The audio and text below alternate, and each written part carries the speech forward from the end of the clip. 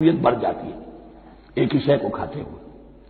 وَلَهُمْ فِيهَا أَزْوَاجٌ مُطَهَّرَةٌ، اور ان کے لیے ہوں گے اس میں بہت ہی پاک باز، نہایت پاک کی ہوئی بیویاں ہوں گی۔ ازواج مطہرۃ وَهُمْ فِيهَا خَالِدُونَ، اور اس میں رہیں گے ہمیشہ ہمیشہ۔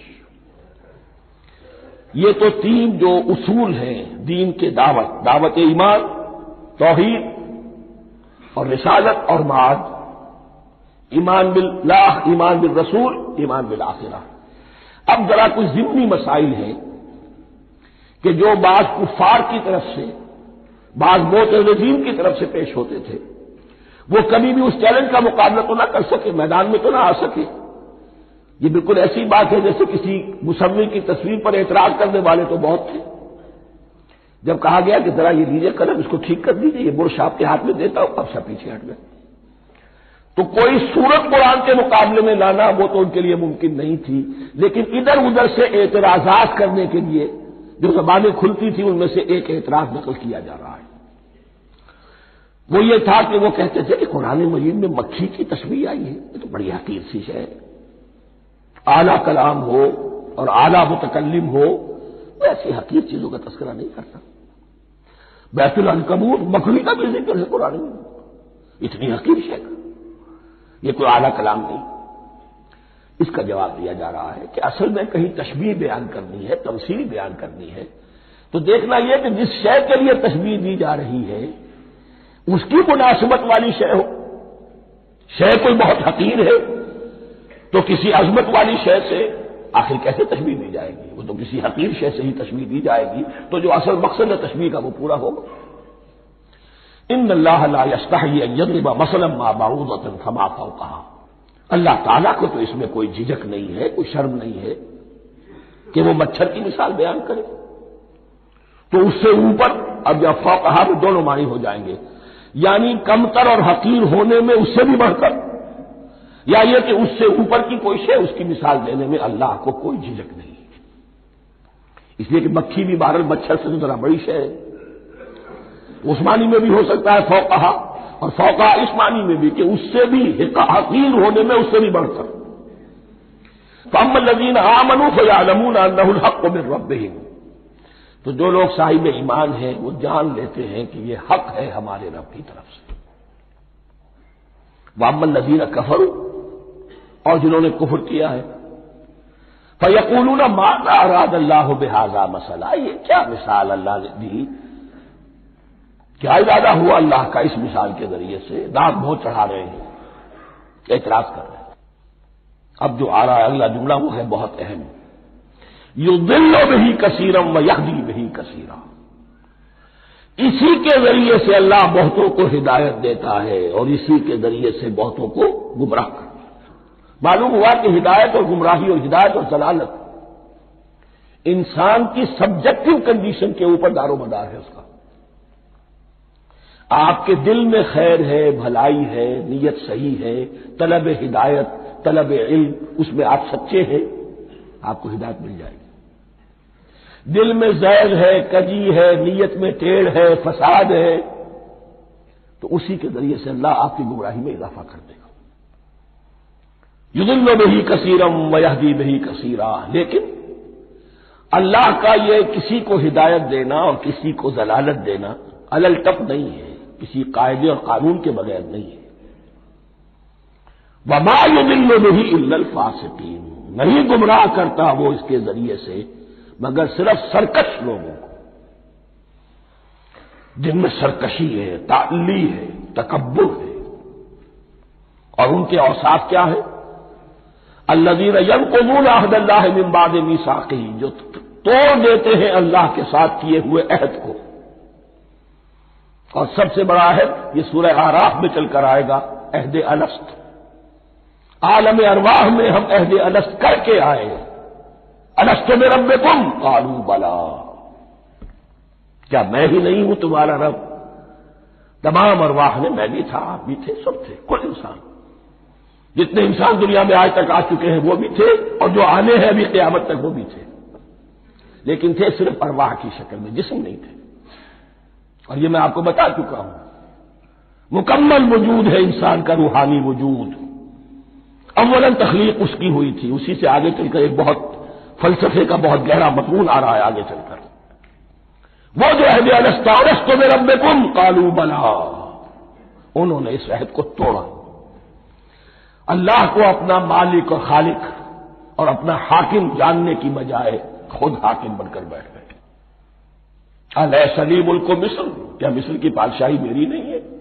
آئی am the sovereign, we are sovereign, popular sovereignty. بغاوت، سرکشی، فاسق. وما يضل به الا الفاسقين الذين ينقضون عهد الله من بعد ميثاقه ويقطعون ما امر الله به ان يوصل، اور کاٹتے ہیں وہ چیز جسے اللہ نے جوڑنے کا حکم دیا ہے. اللہ نے صلہ رحمی کا حکم دیا ہے، یہ قطع رحمی کرتے ہیں. مال کی طلب میں بھائی بھائی کو ختم کرتا ہے اس کے مال کو ہتھیانے کے لیے، اپنی ذاتی اغراض کے لیے تمام اخلاقی حدود جو ہے انسان پر پیش ڈال دیتا ہے. اپنا تکبر، اپنے لیے تعلی. الذین، آپ دیکھیے نوٹ کیجئے، اس میں ہماری شریعت کا فلسفہ یہ ہے، ایک تعلق ہے اللہ کا بندے کے ساتھ، حقوق اللہ. ایک ہے بندوں کا بندوں کے ساتھ، حقوق العباد. اللہ کا حق کیا ہے؟ اسے حاکم اور مالک، اور حاکم سمجھو، الملک سمجھو، خود اس کے بندے بنو. انسانوں کا حق کیا ہے؟ کونوا عباد اللہ اخوانا، سب آپس میں بھائی بھائی اللہ کے بندے بن جاؤ. اور اس میں سب سے اہم ترین رحمی رشتہ ہے، سگے بھائی بہنیں. پھر دادی کے اوپر جا کر وہ کزنس آ جائیں گے، پر دادی پر جا کر اور جمع ہو جائیں گے، یہاں تک کہ آدم و حوا پر تمام انسان جمع ہو جائیں گے. تو رحمی رشتے کی بڑی اہمیت ہے. تو وہ فاسقین کے جو توڑتے ہیں اللہ کے عہد کو، اس کو مضبوطی سے باندھنے کے بعد، وَيَقْطَعُونَ مَا أَمَرَ اللَّهُ بِهِ أَن يُوصَلَ وَيُفْسِدُونَ فِي الْأَرْضِ، انہی دونوں چیزوں کے نتیجے میں زمین میں فساد پیدا ہوتا ہے. یا اللہ کی اطاعت سے باغی ہو گئے، اور یا آپس میں ایک دوسرے کی گردنیں کاٹنے لگے. اولئک هم الخاسرون، یہی لوگ ہیں جو بالآخر خسارے میں، آخری اور دائمی خسارے میں رہنے والے ہیں. کیف تکفرون باللہ وکنتم امواتا، تم کیسے کفر کرتے ہو اللہ کا. بڑا پیارا انداز ہے. وکنتم امواتا، تم مردہ تھے، فاحیاکم، تمہیں زندہ کیا. ثم یمیتکم، پھر تمہیں مارے گا. ثم یحییکم، پھر جلائے گا. ثم الیہ ترجعون، پھر تم اس کی طرف لوٹ جاؤ گے، لوٹا دیے جاؤ گے. یہاں وہ بات آ گئی جو آج نگاہوں سے بالکل اوجھل ہو چکی ہے. یہ ہم دنیا میں آنے سے پہلے مردہ تھے، کیا مانی؟ یہ مضمون آ کر اصل میں سورہ غافر یا سورہ مومن میں چل کر اس کی پوری وضاحت ہوگی. لیکن چونکہ یہاں تذکرہ ہو چکا ہے عہد الست کا، ہماری پہلی تخلیق ہوئی عالم ارواح میں، ارواح کی صورت میں، پھر ہمیں سلا دیا گیا. وہ ہماری پہلی موت تھی. مردہ جو ہے معدوم نہیں ہوتا، مردہ ہوتا ہے، بے جان ہوتا ہے، سویا ہوا ہوتا ہے. اور موت کو اور نیند کو تشبیہ دی گئی ہے. پھر ہمیں اس جسد کے ساتھ یہاں زندہ کیا گیا. پھر موت طاری ہوگی، پھر ہمیں زندہ کیا جائے گا. یہ آیت جیسا کہ میں نے عرض کیا بہت بڑی اور بڑی گہری حکمت اور فلسفہ قرآن کی آیت ہے. کیسے اللہ کا انکار کرتے؟ کون تم اموات، تم مردہ تھے، سوئی ہوئی ارواح کی شکل میں تھے. فاحیاکم، تمہیں جگایا اس جسد کے ساتھ زندہ کیا. ثم یمیتکم ثم یحییکم، پھر تمہیں مارے گا، پھر جلائے گا. ثم الیہ ترجعون، پھر تم اس کی طرف لوٹا دیے جاؤ گے. اور اب اس کے بعد جو آخری آیت ہے، هو الذی خلق لکم ما فی الارض جمیعا، اس نے تمہارے لیے بنایا ہے جو کچھ بھی زمین میں ہے. اس میں خلافت کا مضمون آ گیا. حدیث میں آتا ہے انما الدنیا خلقت لکم وانتم خلقتم للآخرہ، یہ دنیا تمہارے لیے بنائی گئی ہے، تم آخرت کے لیے بنائے گئے ہو. هو الذی خلق لکم ما فی الارض جمیعا، اس لیے کہ اگلی آیت پھر آ رہی ہے خلافت کی آیت. سارا کچھ زمین میں یہ بستر جو بچھایا اور یہ کائنات کو، زمین کو سجایا تمہاری خلافت کے لیے. ثم استوى إلى السماء فسواهن سبع سماوات، پھر وہ متوجہ ہوا آسمانوں کی طرف اور انہیں 7 آسمانوں کی شکل میں بنا دیا۔ جیسا کہ میں کل عرض کر چکا ہوں، یہ تاحال ابھی یہ آیات متشابہات میں سے ہے۔ 7 آسمانوں کی کیا حقیقت ہے ہم اس سے ابھی پورے طور سے واقف نہیں۔ وَهُوَ بِكُلِّ شَيْءٍ عَلِيمٌ، اور اسے ہر شے کا علم حقیقی حاصل ہے۔ بارک اللہ لی ولکم فی القرآن العظیم ونفعنی وإیاکم بالآیات والذکر الحکیم۔ الحمد للہ وکفی والصلاة والسلام علی عباده الذین اصطفی، اما بعد فاعوذ باللہ من الشیطان الرجیم، بسم اللہ الرحمن الرحیم۔ وَإِذْ قَالَ رَبُّكَ لِلْمَلَائِكَةِ إِنِّي جَاعِلٌ فِي الْأَرْضِ خَلِيفَةً قَالُوا وَتَجْعَلُ فِيهَا مَن يُفْسِدُ فِيهَا وَيَسْفِكُ الدِّمَاءَ وَنَحْنُ نُسَبِّحُ بِحَمْدِكَ وَنُقَدِّسُ لَكَ قَالَ إِنِّي أَعْلَمُ مَا لَا تَعْلَمُونَ۔ صدق اللہ العظیم۔ رب اشرح لي صدری ويسر لي أمری واحلل عقدۃ من لسانی يفقهوا قولی۔ جیسا کہ میں نے عرض کیا تھا، سورہ بقرہ کے پہلے 4 رکوع نہایت اہم ہیں، نہایت جامع ہیں۔ پہلے 2 رکوعوں میں 3 قسم کے انسانوں کی وضاحت کی گئی، 3 قسم کے کردار کے نقشے کھینچ لیے گئے۔ تیسرے رکوع میں قرآن مجید کی دعوت کا خلاصہ آ گیا، توحید فی العقیدہ، توحید فی العمل، یعنی عبادت اللہ کی، ایمان بالرسالت، قرآن مجید کو منزل من اللہ کلام ماننا۔ اس میں اگر شک ہے تو جو بھی چیلنج تھا، اگر واقعتاً تمہیں شک ہے، حقیقت میں شک نہیں ہے، لیکن جیسا کہ تم کہہ رہے ہو کہ تمہیں شک ہے تو کوشش کرو اس کے مقابلے کی ایک صورت بنانا ہو۔ پھر آخرت، جنت اور دوزخ، ان دونوں کا تذکرہ ہو گیا۔ پھر ایک خاص مسئلہ جو قرآن مجید کے اسلوب پر اعتراض کی شکل میں آیا کہ اس میں مچھر جیسی حقیر شے کا بھی تذکرہ ہے، اس کی حکمت بیان کر دی گئی کہ تشبیہ اور تمثیل میں ظاہر بات ہے کہ ممثل لہو اور ممثل بہی میں مناسبت چاہیے۔ جس چیز کے لیے تمثیل بیان کی جا رہی ہے، جس شے سے تمثیل بیان کی جا رہی ہے، ان میں مناسبت ہونی چاہیے، اس میں عظیم یا حقیر کا کوئی سوال نہیں۔ پھر یہ بات کہ جن لوگوں کے دلوں میں زیغ ہے، کجی ہے، وہ اس قرآن سے بھی ان کی ضلالت میں، گمراہی میں اضافہ ہوگا۔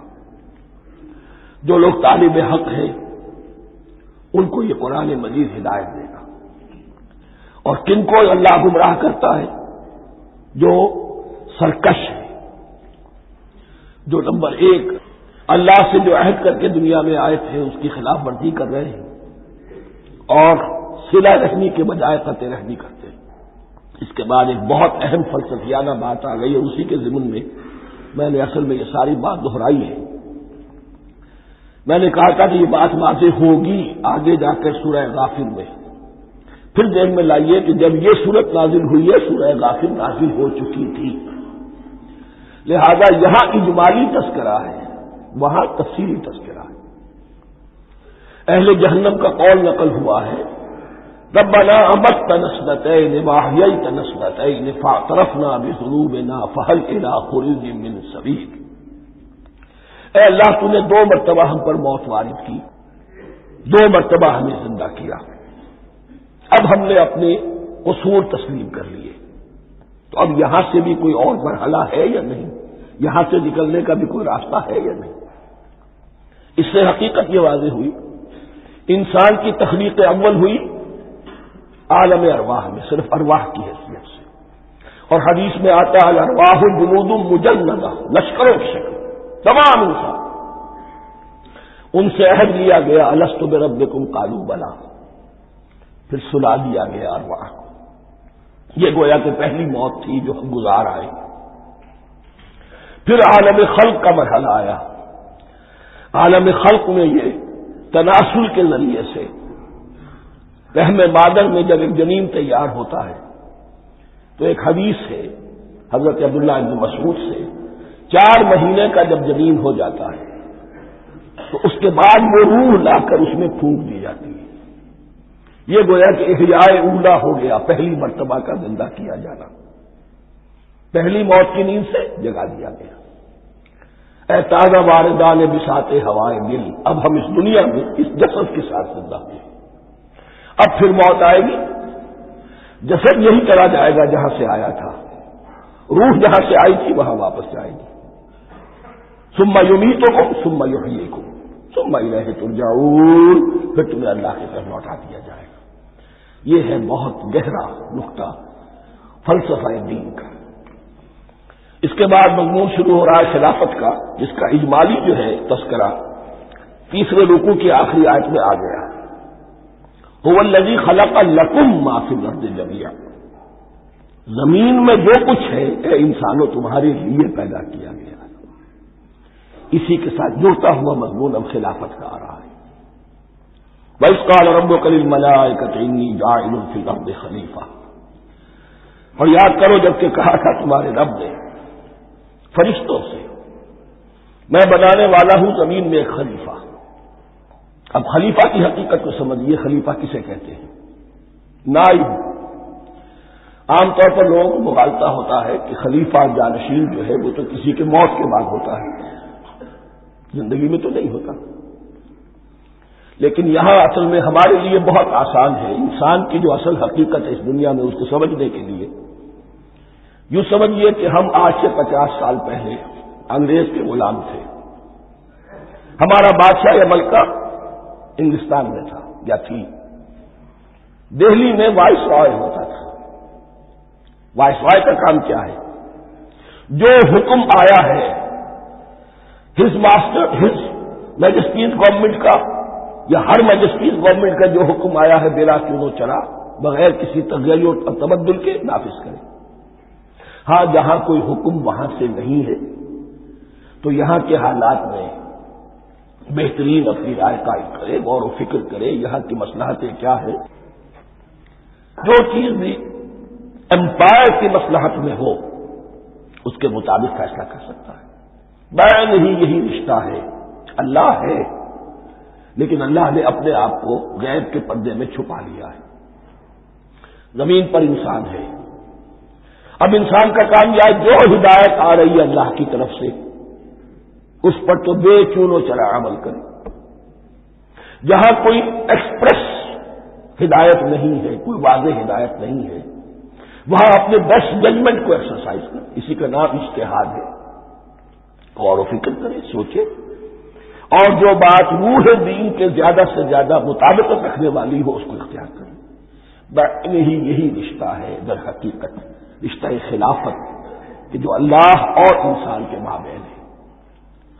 اب یہ جو دی گئی ہے یہ حیثیت تمام انسانوں کو دی گئی ہے، پوٹینشلی ہر انسان اللہ کا خلیفہ ہے، لیکن جو اللہ کا باغی ہو جائے، جو خود حاکمیت کا مدعی ہو گیا، گویا کہ وہ باغی ہے۔ اب اگر شاہجہاں بادشاہ تھا، اس کا کوئی ولی عہد تھا، اور ولی عہد جو ہے صبر نہیں کر سکتا، اپنے باپ کی زندگی ہی میں بغاوت کر دیتا ہے، حکومت حاصل کرنا چاہتا ہے، تو اب وہ کیا ہے؟ واجب القتل ہے۔ جو لوگ بھی حاکمیت کے مدعی ہو گئے، ویسے تو حقیقت واجب القتل ہے، لیکن دنیا میں مہلت دی ہے اللہ نے، یہ دارالامتحان ہے، فوراً قتل نہیں کرتا، فوراً ختم نہیں کرتا۔ وَلَوْلَا كَلِمَةٌ سَبَقَتْ مِن رَّبِّكَ إِلَىٰ أَجَلٍ مُّسَمًّى لَقُضِيَ بَيْنَهُمْ، اگر یہ پہلے بات طے نہ ہو چکی ہوتی، ایک وقت معین تک کے لیے انہیں مہلت اللہ نے نہ دی ہوتی تو اللہ فیصلہ چکا دیتا، لیکن مہلت دی ہے۔ لیکن کم سے کم اتنی سزا ملتی ہے کہ اب وہ خلافت کے حق سے محروم کر دی گئے۔ گویا کہ اب خلافت دنیا میں ہوگی خلافت المسلمین، صرف وہی شخص کہ جو اللہ کو مانے اپنا حاکم مطلق، وہ خلافت کا اہل ہے۔ تو یہ چند باتیں خلافت کی اصل حقیقت کے ضمن میں یہیں پر سمجھنی چاہیے۔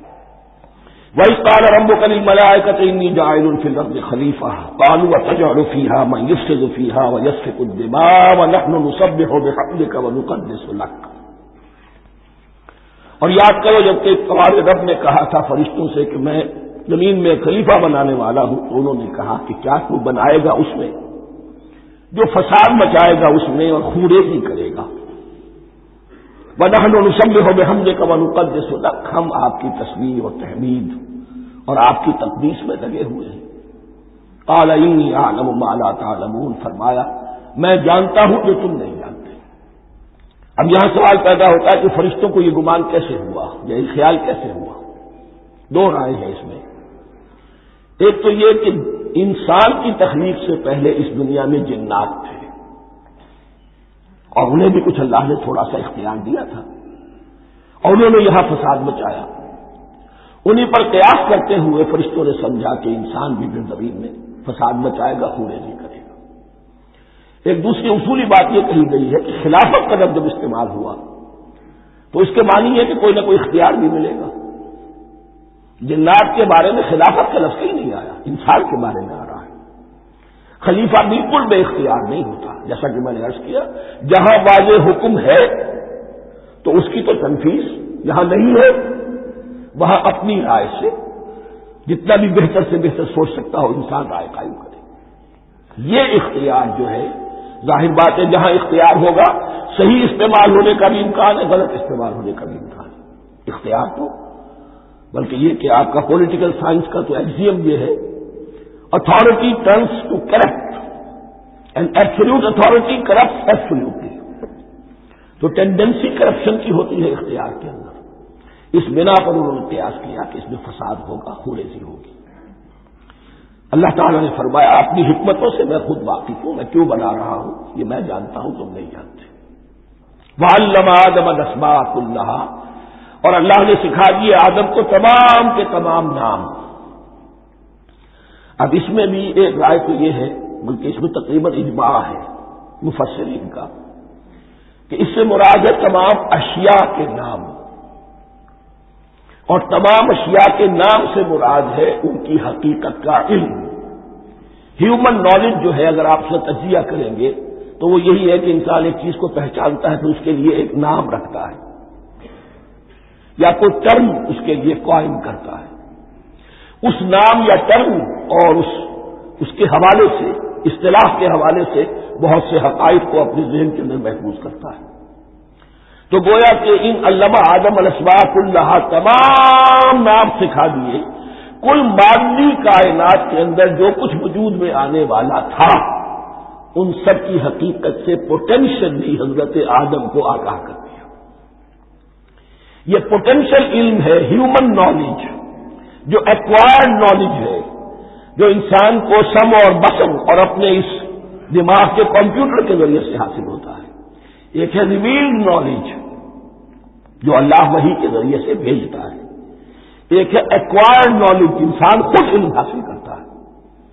اس نے آنکھوں سے دیکھا، کان سے سنا، نتیجہ نکالا اور اس کمپیوٹر نے اس کو پروسیس کیا، اس نتیجے کو کہیں میموری کے اندر سٹور کر لیا. یہ کمپیوٹر ہے بہت بڑا.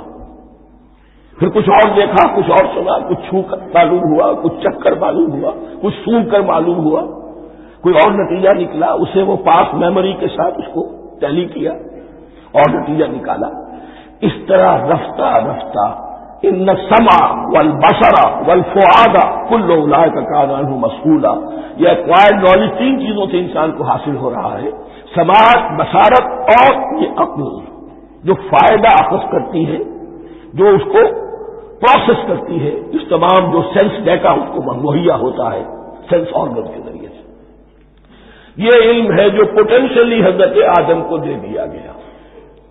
اس کی ایکسفولیشن ہو رہی ہے، اب درجہ بدرجہ وہ علم پھیل رہا ہے، بڑھ رہا ہے، اور بڑھتے بڑھتے کہاں تک پہنچے گا ہم کچھ نہیں کہہ سکتے. کہاں سے کہاں پہنچ گیا انسان. اس 20 صدی کے اندر علم انسانی میں جو ایکسپلوژن ہوا ہے، میں اور آپ اس کا تصور تک نہیں کر سکتے. اکثر بڑے بڑے جو سائنسدان ہیں انہیں تصور نہیں ہے، اس لیے کہ ایک شخص اپنی لائن فزکس کے بارے میں جانتا ہے کیا کچھ ہو گیا، یا فزکس کی بھی کسی شاخ کے بارے میں جانتا ہے، باقی دوسری جو لائن کے وہ اسے کچھ پتہ نہیں. اسپیشلائزیشن کا دور ہے، لہذا جو ایکسپلوژن کہا جائے، دھماکہ ہوا ہے علم کا، اس کا کوئی اندازہ نہیں ہوا. اور کس تیزی کے ساتھ وہ چیز آگے بڑھ رہی ہے، کس تیزی کے ساتھ ایک چیز آج جو ایجاد ہوئی چند دنوں کے اندر اندر اس کے بعد اس کا نیا کوئی ورژن آ جاتا ہے اور یہ چیز جو آبسولیٹ ہو جاتی ہے. کمیونیکیشن کے اندر جو انقلاب عظیم برپا ہوا ہے. تو آپ یہ سمجھیے کہ اقبال نے جو شعر کبھی کہا تھا کہ عروج آدم خاکی سے انجم سہمے جاتے ہیں کہ یہ ٹوٹا ہوا تارا مہ کامل نہ بن جائے. اور یہ مہ کامل بنے گا کب؟ جب دجال کی شکل اختیار کرے گا. دجال کون ہوگا؟ جو ان تمام قواعد طبیعہ کے اوپر قابو پا لے گا، جب چاہے گا جہاں چاہے گا بارش برسائے گا، رزق کے تمام خزانے اپنے ہاتھ میں لے لے گا، جو اس کے اوپر ایمان لائے گا اسی کو ملے گا، کسی اور کو نہیں ملے گا. اس کی آواز پوری دنیا میں سنائی دے گی.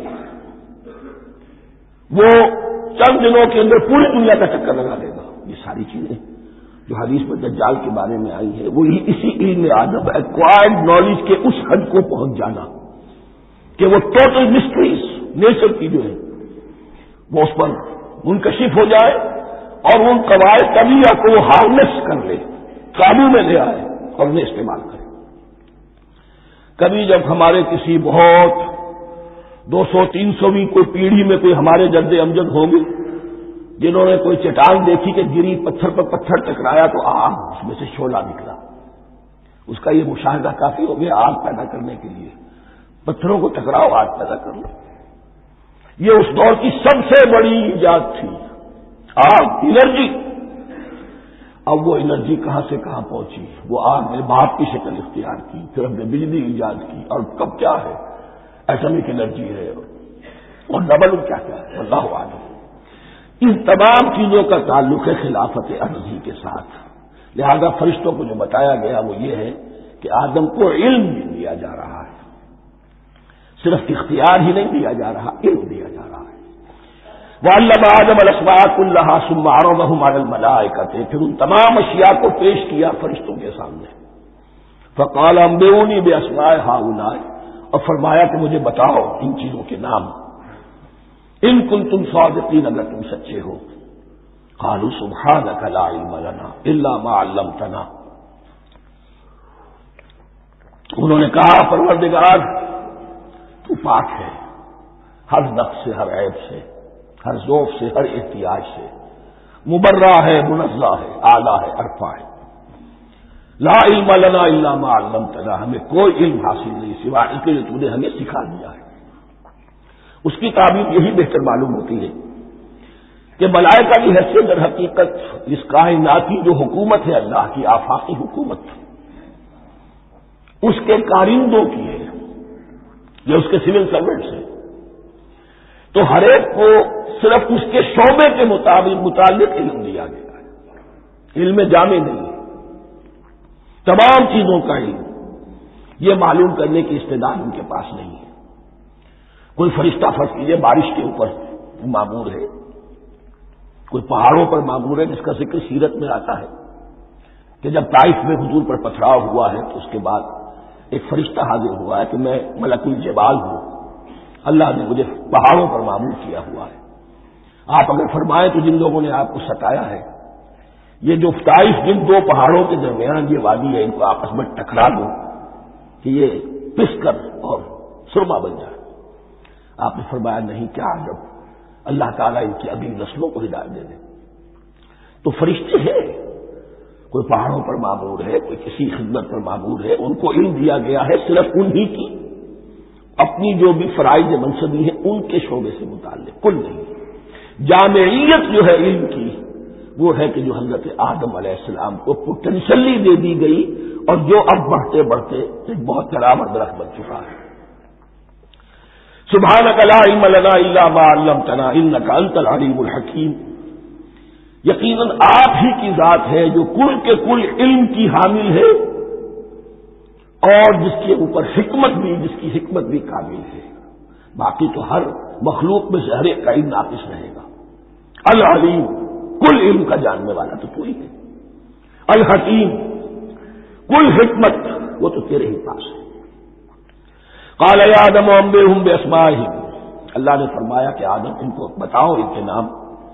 فلما انباہم باسمائہم، تو جب انہوں نے بتا دیے ان کو فرشتوں کو ان کے نام، قال علم اقل لکم انی اعلم غیب السماوات والارض، تو اللہ نے فرمایا کہ میں نے کہا نہیں تھا کہ میں جانتا ہوں آسمانوں اور زمین کی تمام غائب چیزوں کو جو تمہاری نگاہوں سے بھی اوجھل ہے غیب، میں ہر شے کا جاننے والا ہوں۔ وَأَعْلَمُ مَا تُبْدُونَ وَمَا كُنتُمْ تَكْتُمُونَ، اور میں جانتا ہوں جو کچھ تم ظاہر کر رہے تھے، جو کچھ تم چھپا رہے تھے۔ چھپانے میں محسوس ہوتا ہے کہ ان کی خواہش یہ تھی کہ خلافت ہمیں ملے، ہم خدام ادب ہیں، ہر وقت تسبیح و تحلیل اور تقدیس میں مصروف ہیں، جو حکم ملتا ہے بجا لاتے ہیں، تو یہ خلافت کسی اور مخلوق کو کیوں ملے؟ یہاں صرف یہ اور بتا دوں کہ یہ چونکہ اب ایک تیسری مخلوق کا ذکر بھی بعد میں آئے گا، 3 صاحب تشخص مخلوقات ہیں اللہ کی، صاحب تشخص، صاحب شعور، جن میں میں کا شعور ہے، انا میں۔ ایک ملائکہ ہے، ان کی تخلیق نور سے ہوئی ہے۔ ایک انسان ہے جن کی تخلیق گارے سے ہوئی ہے۔ ایک جنات ہیں جن کی تخلیق آگ سے ہوئی ہے۔ باقی حیوانات ہیں، ان میں شعور تو ہے، خود شعور ہی نہیں ہے۔ Self consciousness, this is world of difference between consciousness and self consciousness. انسان جب دیکھتا ہے تو اس کو یہ بھی معلوم ہے میں دیکھ رہا ہوں۔ کتا بلا دیکھتا ہے، اسے یہ اندازہ نہیں ہوتا کہ میں دیکھ رہا ہوں، دیکھنے کا ایک نتیجہ ہے جو نکل آتا ہے، لیکن میں کا وجود نہیں ہے۔ یہ آنا، سیلف، ایگو، یہ انسان میں ہے، جنات میں ہے، شعور میں، اور فرشتوں میں ہے۔ ایک نوری مخلوق، ایک ناری مخلوق، ایک زمین کے اس کرسٹ میں، یہ جو مٹی اور گارے، مٹی اور پانی کا جو مضبوبہ ہے گارے کی شکل میں، اس سے بنا ہے۔ قال يا آدم أنبئهم بأسمائهم فلما أنبأهم بأسمائهم قال ألم أقل لكم إني أعلم غيب السماوات والأرض وأعلم ما تبدون وما كنتم تكتمون وإذ قلنا للملائكة اسجدوا لآدم فسجدوا إلا إبليس۔ اور یاد کرو جب کہ ہم نے کہا فرشتوں سے سجدہ کرو سب کے سب آدم کو، جھک جاؤ آدم کے سامنے، فسجدوا، ان سب نے سجدہ کیا، الا ابلیس، سوائے ابلیس کے۔ پہلی بات تو یہ سمجھیے کہ تمام ملائکہ کے سجدے کی ضرورت کیا تھی؟ کیا یہ صرف تعظیماً تھا؟ اور تعظیماً اگر تھا تو کیا آدم خاکی کی تعظیم تھی یا کسی اور شے کی تعظیم تھی؟ مکی صورتوں میں یہ بات 2 جگہ واضح کی گئی ہے۔ فَإِذَا سَوَّيْتُهُ وَنَفَخْتُ فِيهِ مِن رُّوحِي فَقَعُوا لَهُ سَاجِدِينَ، جب میں اس آدم کی تخلیق مکمل کر لوں اور اس میں اپنی روح میں سے پھونک دوں، تب گر پڑنا اس کے سامنے سجدے میں۔